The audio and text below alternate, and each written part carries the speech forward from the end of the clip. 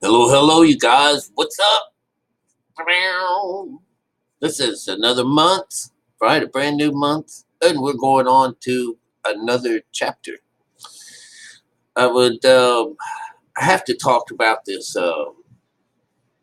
how this story is being written to us, or how it's not very many people have ever read this. I've never read this before in my life. This is brand new to me, and I'm intrigued because at the end of this chapter 10, and 10 represents one. It's talking about God things. It's going to be talking about God stuff, and God in this situation is not father. It's not about the devil or nothing like that. God is representing mom and dad. Okay, both sides of God. Okay, the higher side and the low side connected together is not a is one, just one thing. Okay, that's solid. That's what we learned from that last from 10. Wait. From 8.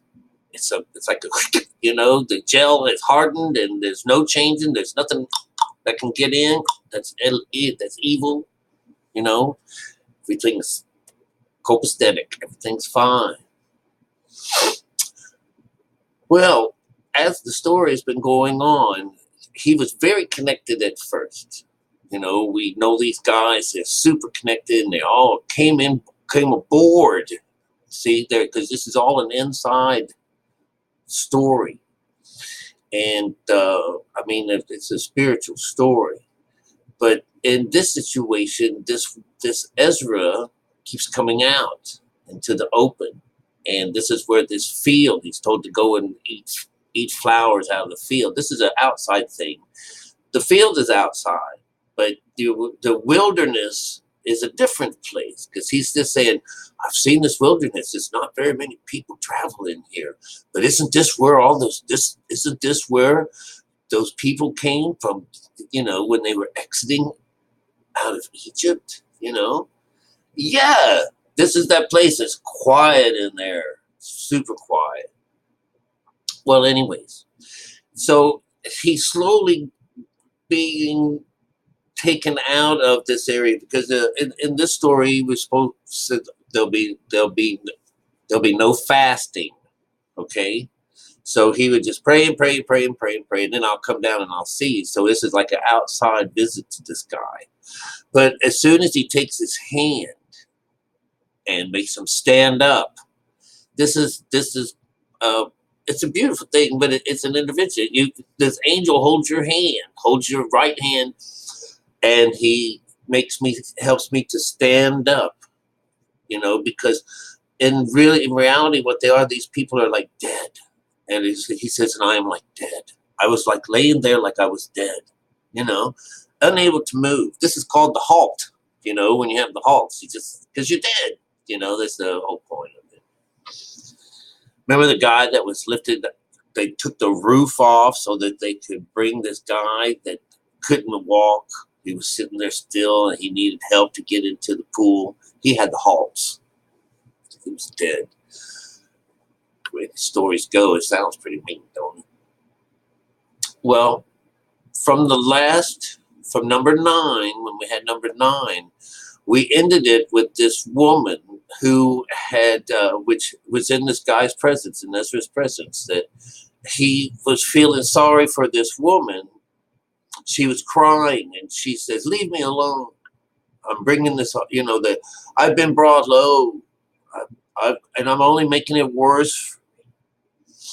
And so eventually she tells the story about her and her husband and how long they've been in this situation where she prays to God for a son of some kind, so she's barren, and this is how it is. And when God gives you a child, it's burned, but it's begotten. It's not made. And so, I'm helping people out of that idea that it's begotten comes from our mind. When it's made, it comes out the womb. All right. And we've already heard Jesus yell back at some woman in the crowd who says, God bless that mother whose womb you came from. and whose titties you fed from, And Jesus looked back and said, What? Hey, God bless that didn't come out of the womb and doesn't suck from an outside titty. That's what he said, you know, in Ozark Mountain terms, that is. So anyhow, all right. So that was at the end of the last story, but she said that he finally gave me a son, and she was getting ready for the bridal to give him to marry him off, right?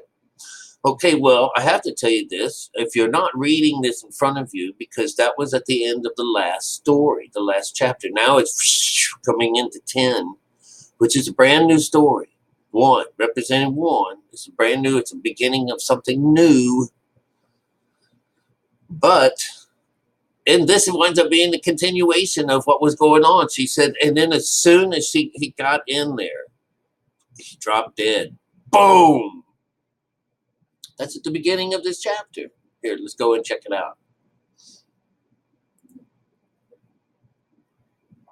It says, and remember, this is worlds. This is still every 4 is going to be representing worlds. And it keeps going down and going down and going down. And again, when we come to the end, we have 3 left over. That 3 left over, I decided to call those, without reading them, I call them ... because this is a continuation of the story, And 3 is that intervention. He's still in this mode. He's still in spirit mode. If not, he's been been drugged into the spirit mode with the help of this angel. And it so came to pass that when my son was entered into his wedding chamber, he fell down and died. Then we all overthrew the lights, and my neighbors rose up to comfort me. And I took rest upon the 2nd day and night. And it came to pass that when they had all left off to comfort me, to the end I might be quiet, then rose I up by night and fled, and came hither into this field, and thou seest. Remember, he's been taught to eat in the field like an animal, to eat flowers. And so she just ran into him. All right. And I do now purpose not to return to the city, but here to stay, and neither to eat or drink, but continue to mourn and fast until I die. That's the first 4 lines on this. So the day that she goes to get her son married off, he drops dead. It's very cool. You have to understand that it's telling a story, like when we go into meditation, that's like the carcass. They call it the carcass. Wherever the carcass lay, the eagles will come find it. And this is a good thing. It's not a negative thing at all. Here she says she's not going to go into the city. She just lost her son. And, well, as this keeps moving on, because I don't want to read it all, for various reasons, we find that he's feeling sorry for this woman.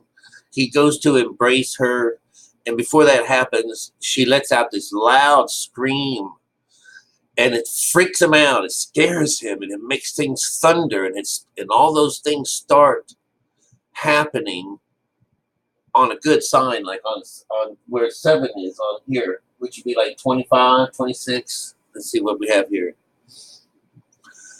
Because it's really talking about the fall of Sion, that everything is scattered, everything is screwed up. When it came down to it, it says on here, it says,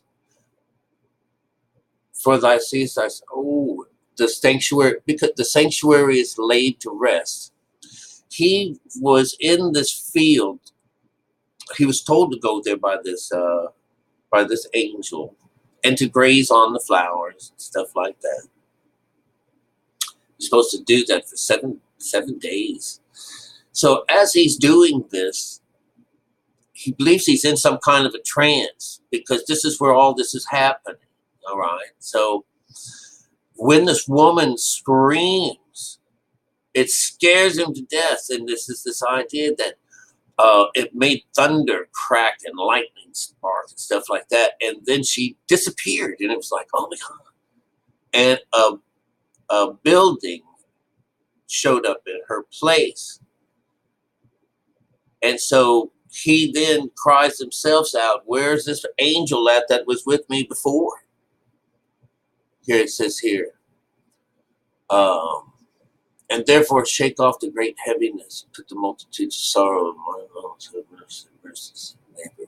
And it came to pass that while I was talking with her, behold, her face upon a sudden shined exceedingly, and her countenance glistered, so that I was afraid of her and mused at what it might be. And behold, suddenly she made a great cry, a very fearful cry, so that the earth shook at the noise of the woman. And I looked and beheld, the woman appeared unto me no more. But there was a city builded, and a large place showed itself in foundations. And I was so afraid. No, they didn't say that. And I was afraid, and cried with a loud voice, and said, where is Ariel, the angel whom brought me who came to me first? For he has caused me to fall into many trances, and mine end is turned into corruption, and my prayer to rebuke. And as I was speaking these words, and beheld, he came unto me, and took upon me. And lo, I lay as if I were dead, and my understanding was taken from me. And he took me by the right hand, and comforted me, and set me upon my feet. And he said unto me, what aileth thee? Why be so disquieted? Why is thy understanding troubled, and the thoughts of thine heart? And he said, because thou hast forsaken me, that according to thy words I went into the field, and lo, what I have seen and yet see, and I am not able to express. And he said unto me, stand up manfully, and I will advise thee. So what he would go, well, what the hell?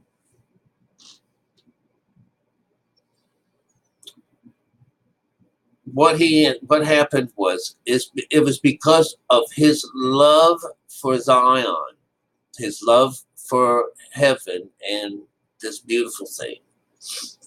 It was because for his own love that was in his heart was he able to even visualize that what he saw was this woman, was the New Jerusalem. He says this was the destruction of the Jerusalem. This idea, you remember how the story goes with Jesus when he dies and all this business. Well, this can be thrown right in here. This was the destruction. He was when Jesus was destroyed on that cross. In this situation, he was handed over into his enemy's hands. Do you understand? This is the whole idea of God handing us over into captivity. And this is the story of this captivity. And it says here that this woman whom thou sawest is Sion. And where is she said unto thee, even she whom thou seest as a city builded? She's the New Jerusalem. This is that idea, all right? This woman whom thou sawest is Sion. Whereas I say, she said unto thee, Da da da da da. Whereas, let's see, now we're down here at 44, 45. Whereas I say, she said unto thee that she hath been 30 years barren. Those are the 30 years wherein there is no offering made to her. But after 30 years, Solomon builded the city and offered offerings, and then bare the barren a son, and then bear the barren a son. This is a symbolic story, all right? But after 30 years, Solomon built the son. And whereas she told thee that she nourished him with labor, that was the dwelling in Jerusalem. And whereas she said unto thee that my son coming into his marriage chamber happened to have failed and died. Well, this is the destruction of Jerusalem. And behold, thou sawest her likeness, and because she mourned for her son, you beganest to comfort her. And of these things which have chanced, these are to be opened unto thee. For now the Most High seeth that thou art grieving unfidgingly, however you say that, and sufferest from the whole heart for her. So hath he showed thee the brightness of her glory and the comeliness of her beauty. And therefore I bade thee remain in the field where no house was builded. For I know I bade thee, and therefore I bade thee to remain in the field where no house was built. For I knew the highest would show unto thee. Therefore I command thee to go into the field, but no foundations, where no foundations of any building was. For in the place whereas the highest beginneth to show his city, there can no man build it be able to stand. It's just, that is so unbelievably hard to understand.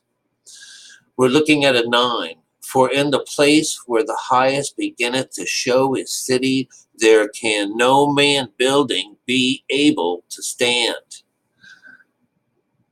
All right. This be the idea that God doesn't dwell in these buildings. No man's building can hold this city that was being shown to him. No, you have to go out into the openness, and this is this idea of going to the mind. This is where this New Jerusalem is coming from. I knew that. And therefore fear not. Let not thy heart be affrighted, but go thy way in, and see the beauty and the greatness of the building, as much as thine eyes is able to see. And then shalt thou fear as much as thine eyes, and then shalt hear as much as thine ears may comprehend. For thou art blessed above many others, and art called with the highest, and so are but few. But tomorrow at night, thou shalt remain here, and so shall the highest show thee visions of the high things, which the Most High will do to them that dwell upon the earth in the last days. So I slept that night, and another, like he had commanded me. All right, so what do we get out of that? It's a story about this kingdom. This is the marriage ceremony. The marriage, and he dies. All right, so it's really a foreshadowing of the idea that when we go to meet up with our bride. This is the bridesmaid stories coming in here, I guess. We'll find out when we read number 2. I haven't done 2 yet. Or I can't say 2, right? It's going to be 11, right? Chapter 11. It's going to represent 2. That'll be, pretty telling. But this one here, you witnessed the destruction of Zion. When you have no God, when God has left the building, you've seen it go on. Because you loved her so much, she showed herself to you with the face flushed over. And when she screamed and shuddered, this is the last day. That's the end of time. The earth shall quake and the light. It was dark. She goes, we all shut out our dark. The first 4 things that we talked about. He died. He just dropped dead. So we shut the lights off and all the neighbors came. This is the gathering. Oh my God, you guys. It's the coolest shit on earth. I'm telling you, this Bible and these stories, I just absolutely love them. I think it's the coolest stuff. All right, so it was a continuation from, this would be the direction that it was shown to him as this was the destruction, and he was also, but this is what was given unto you. So he goes, go in and check it out. Look at this marvelous building. So let's see what happens from here. I'm intrigued to find out what God's going to do to those people on the last days, because we sure got a whole mess of more chapters to go through, And so far, it's revealed many things. It's absolutely cool. All right. So, what should I want to remind you of? You got to remember that this is a story from a spiritual book about spiritual things, and that they are nothing about this physically real at all. Could you imagine some guy going out and eating in the fields just flowers all day long and stuff like that, But if you were to think about going into meditation and sitting around, you're kind of waiting for God. He hasn't gone all the way through yet. He's just been picked on from the outside, so to speak, from an angel of some kind. Coming and talking to him. But those flowers very well could represent our chakra system, whereas that was what we got from them, and he called it me. What was it ever he got from it was perfect if he could feed off of it, So this would be that, while you're out there, just go, what else is he doing? We don't hear about him doing anything else but eating flowers and then talking to these different people. And we find that the woman winds up being a vision, and that, we find also that he said, this angel has been taking me around on these crazy trips, So it's beautiful. All right. We have learned very much so far. We've up to this point. We'll just do a quick little recap. Is that this is about the fall of Zion. He is one of the scribes that was sent by and handpicked even by some Persian god to come and do all this. All right, so he's not even a Jewish person. He's Persian. His god was a Zoroaster. So you don't know all of this, but that's truth. This is the truth. This is King Cyrus and all this business about Solomon and building this temple and stuff like that. That didn't come about by God, that we know, that we have been taught, but we know that all gods are the same God. But he was commanded to rebuild the temple, and these are the stories. He said he went through it. This was, that he labored. This was the story of the temple being destroyed, being taken away. Not in real life, but in our minds, where God exists and dwells. He's gone. He's out of there, And now it's left up to each of us to rebuild this temple and bring this mother and her child and everything and mother to bring back together to one. This is what people call monotheism, you know. And that's what I'm going to call myself. I'm a monotheist. That's what I call myself. Monotheist, someone who believes in one God and knows what that means, you know. All right. I love you guys. I hope you're well. Take care of yourselves. See, I have to work today. I don't know when. So until then, I'm goofing off. I might get one more in because I'm excited about what comes next. I want to know what's going on. What's he going to do to his people in the end times? Is that what he's going to do to most people? Or is just going to tell us some kind of like, you know, we got any goodies coming? You know? All right. I'll chat with you soon. I love y'all. I really do. You few that are around, stick around until something happens, damn it. Okay? Don't give it all up. Don't throw the Bible out with the baptism water. All right?